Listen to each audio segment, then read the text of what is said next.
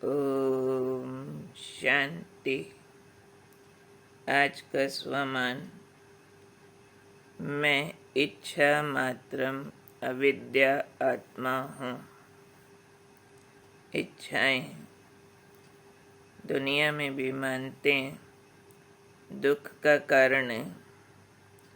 जिसकी इच्छाएं जितनी कम है वो उतना अमीर है, उतना संतुष्ट है, आंतरिक सुखों से भरपूर है, क्योंकि इच्छा खालीपन का एहसास है। और मिले और वो अभाव का एहसास कभी भी भरपूरता या रिचनेस की फीलिंग नहीं आने देता।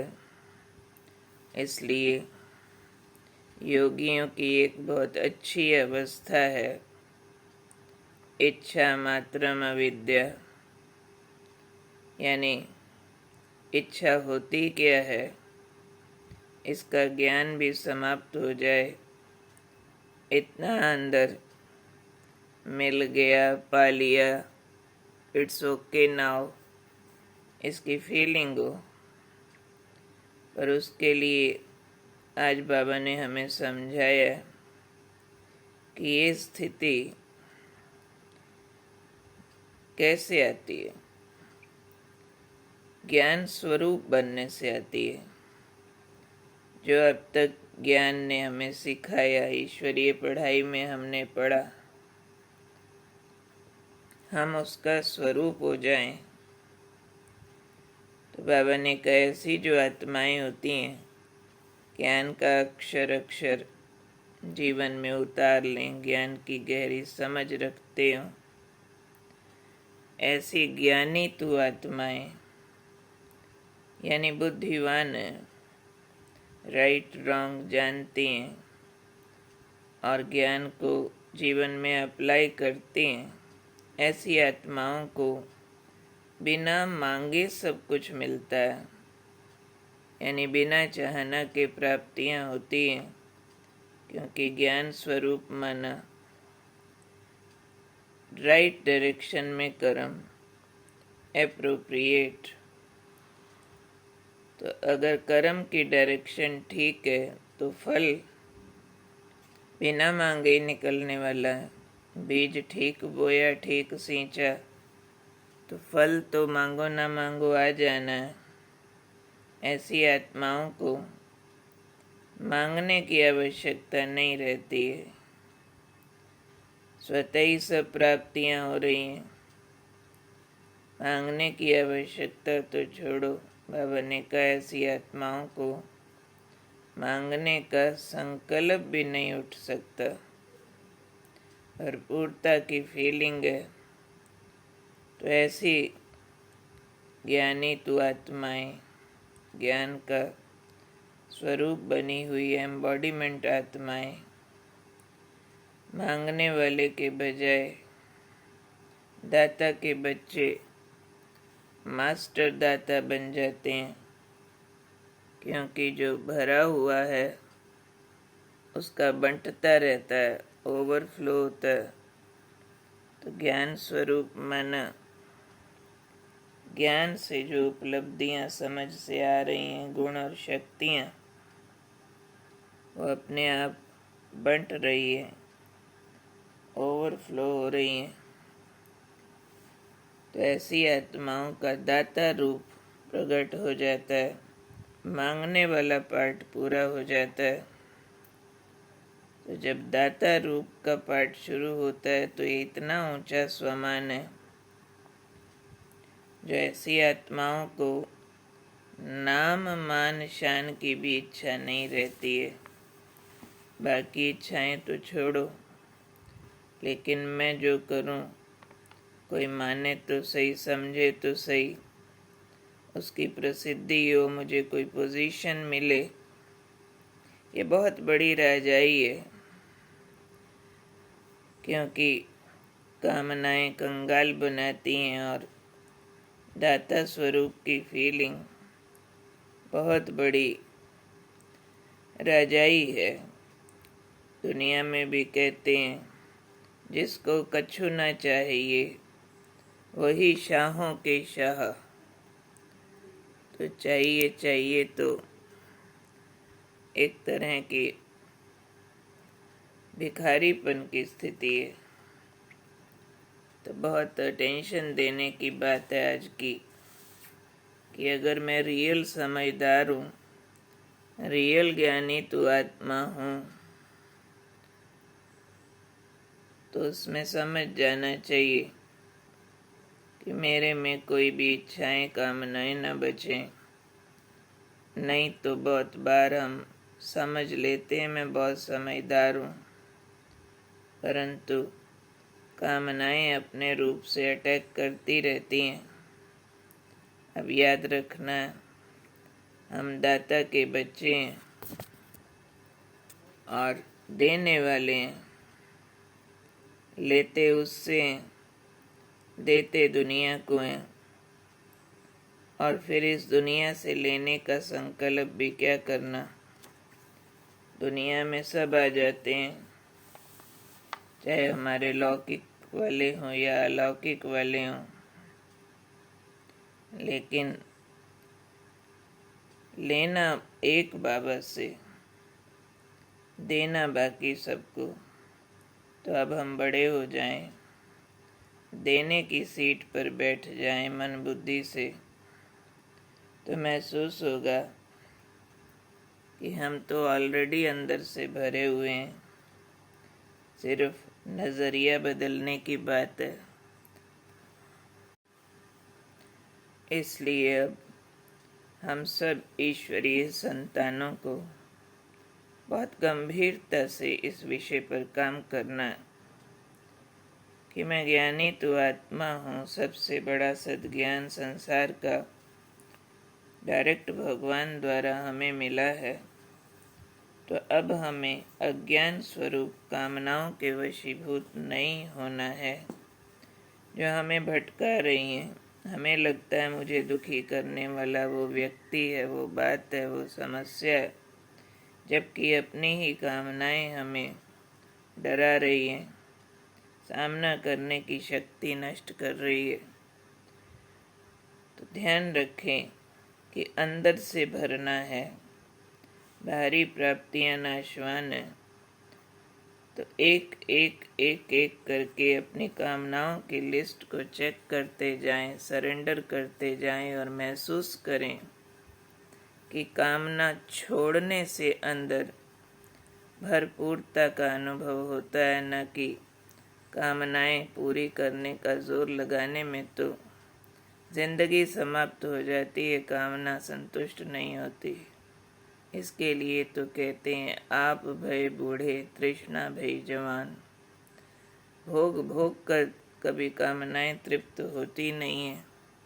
इसलिए दया के सागर प्यारे बाबा ने हम पर अपार कृपा की है, जो हमें ये सद्मार्ग दिखाया है कि अब नाम मान शान के मांगने की कामना से भी ऊपर उठ करके जिस चीज़ की इच्छा हो एक भाव पैदा करे, मैंने देना, सुख सबको देना, सहयोग सबको देना, सम्मान सबको देना, पोजीशन सबको देना, बाबा से प्राप्त हुई गुण शक्तियाँ सबको देनी है।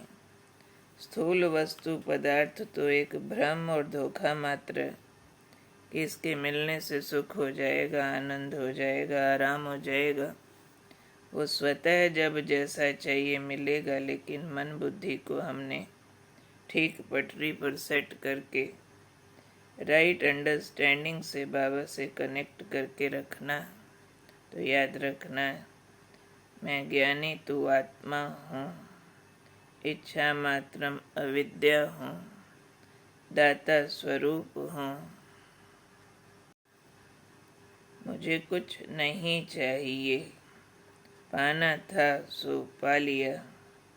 अपनी प्राप्तियों की लिस्ट को लगातार रिवाइज करते रहें और फिर रिलेट करते रहें कि जब जब जो जो मिला, क्या उसके मिलने से दी एंड होता है नहीं, एक और लंबी लिस्ट, एक और लंबी लिस्ट।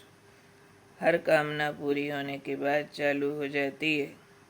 तो एक कामना पूरी होना 100 कामनाओं को जन्म देती है। इसलिए फुल स्टॉप लगाने की ज़रूरत है। याद रहे ये नाशवान दुनिया है। याद रहे ये बारी एक्टिंग हो रही है। अब अंदर का आनंद और सुख उन अपार प्राप्तियों की ओर जाना है, जिसे पा लेने के बाद सब चीज़ें ऐसे लगता है कि हमारी ज़रूरत की नहीं है। तो स्थिति को पैदा करने के लिए बार बार भीतर जाना, बार बार ज्ञान का मंथन करना, बार बार ज्ञान का स्वरूप बनते बाबा से कनेक्ट होते जाना है। और इस अवस्था को सिंसियरली अटेन करना। ये स्थिति चेहरे पर मुस्कान लाती है, जीवन को हल्का करती है, स्ट्रेस को ख़त्म कर देती है और सहयोग की अवस्था को पैदा करती है। हम योगी सो सर्व के सहयोगी हो जाते हैं। तो इसलिए बहुत ध्यान से बार बार याद रखना, मैं इच्छा मात्रम अविद्या आत्मा हूँ। आना था सो पा लिया, इट्स ओके नाउ। महसूस करें इच्छाओं पर फुल स्टॉप लगाते ही कैसे हर्ष और आनंद की स्थिति उत्पन्न होती है। ओके, ओम शांति। मीठी प्यारी मम्मा, ममता मई जगदम्बा, तुझे याद करे दुनिया, तूने प्यार जो हमको दिया। मीठी प्यारी मम्मा, ममता मई जगदम्बा।